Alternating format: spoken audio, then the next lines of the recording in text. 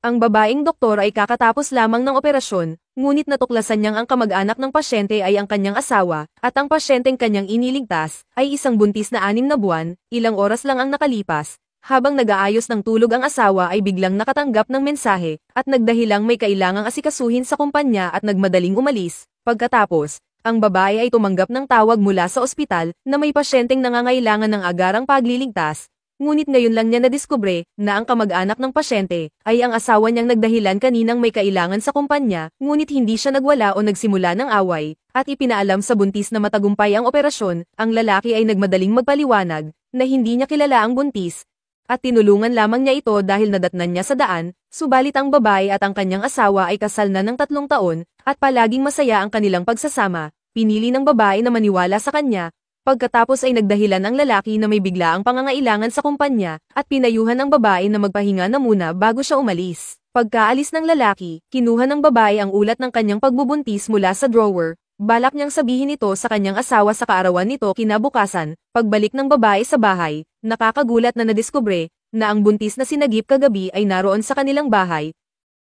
Kamusta? Ang pangalan ko ay Zinan. Ako ay isang